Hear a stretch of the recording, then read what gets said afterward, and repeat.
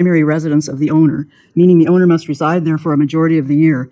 If the owner chooses not to live there, then it could be converted into a long-term rental of 30 days or more. We currently have a growing number of STRs that are in R1 single-family residential zones in Whittier.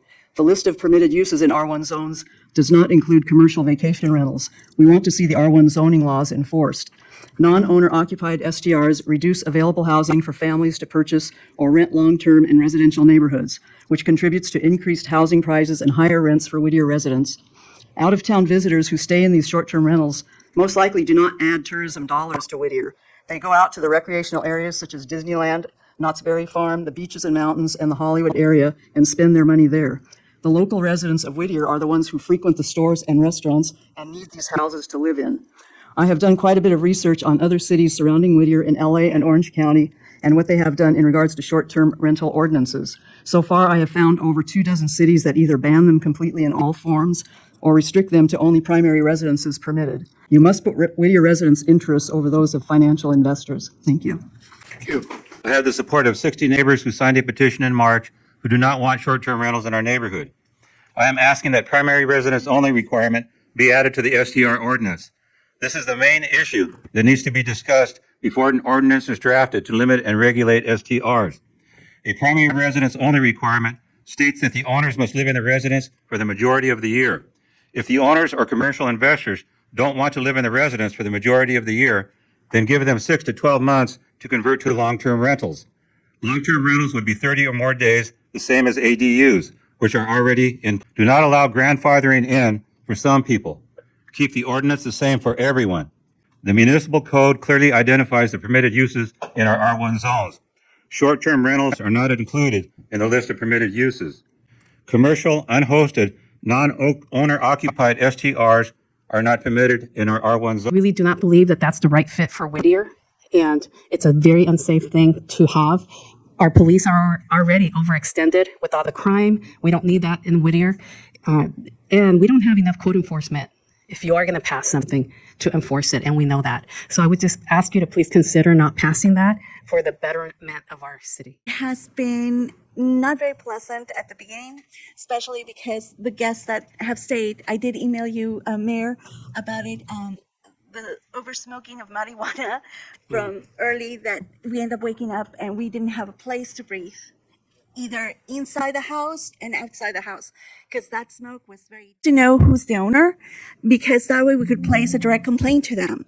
And unfortunately, there's no one that we can call the managing companies, but still it's no help, because these people keep on coming and they have no control of the people that come join that party. And then we have situations like this past 4th of July. They brought fireworks. We had to call the police and the firemen many times throughout the night and into the morning for them to come and point out to them. I don't know if they got fined or not, but it's a continuous thing, and it's not nice and it's uncomfortable because I feel like we've lost our haven. We ask you, we tell you that you need to enforce your housing codes due to the every weekend partying until 3 a.m., 2 days a week, and sometimes 3, starting on Friday night and ending at 3 a.m. sometimes in the morning on Sunday. This is intolerable. We shouldn't have to live like this. There's strangers walking right in front of our homes and in our driveways at all hours. Sometimes there are as many as 20 cars piled up. And we live on the hill. You know what Greenleaf looks like. And this is really ridiculous. We tell you, you need to enforce the housing codes. How would you like to live in a situation like that? So the short-term rentals on our street have been giving us a lot of problems with these parking. They will advertise that they have free parking. There is one that's on there that says free parking. There's only 2 spots available, and she will have 12 people in the house. For short-term rentals are primary residents only, no events, absolutely no filming in any area of Whittier that is a hillside like ours, because the roads are too narrow and there's just no room. We already have parking problems that are unsolvable. And regarding the filming, there was something in the agenda about specific timeframes and neighbor notice. They're worthless to our hill. It's already so narrow, and we already have this person that's been an STR operator. She's had porn stars out in the street for our neighbors to see, our neighbors' children to see. And these people have a me first attitude. They don't care anything about the neighbors that are there. And the first responders will never get to the house with the cars parked the way they are now. 20 cars. People have already been not able to get home because of this, just one STR.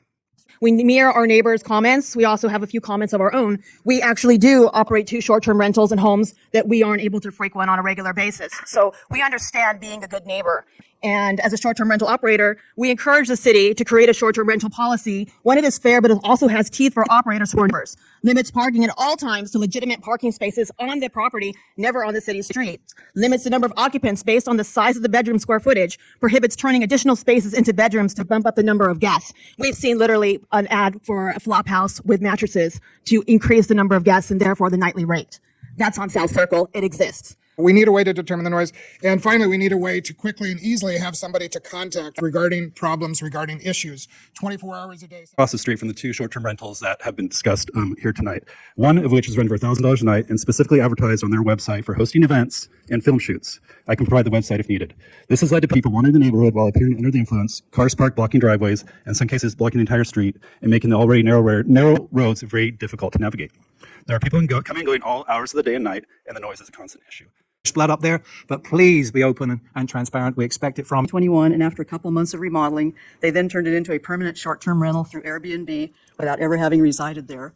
There have been various guests renting it for short periods ranging from 1 or more nights, but always less than a week. Some have been quiet, but some have staged disallowed parties with cars arriving and leaving at all hours of the night, disrupting the neighborhood with a constant parade of strangers with no owner present.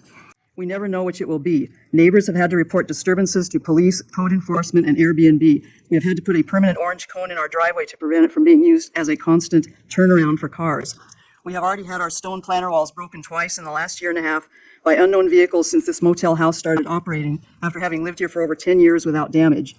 After the most recent party 2 weeks ago that went on for 24 hours with over 20 vehicles parked and trash left in our gutters, we discovered that the owner now has the house listed with multiple companies, including Airbnb and Vrbo, so we don't know which to call whenever this activity occurs.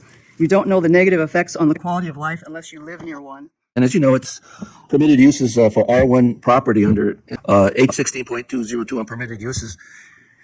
Bobby comes under what they call a boarding house, for which they got to apply for conditional use permit. One wants to apply for a conditional use permit. They have to notify people within 300 feet of them. I'm within 300 feet, and the people that are here today are within 300 feet of them. We receive no notice of those used that way. We're not even sure whether they have a conditional use permit because they've never talked to us.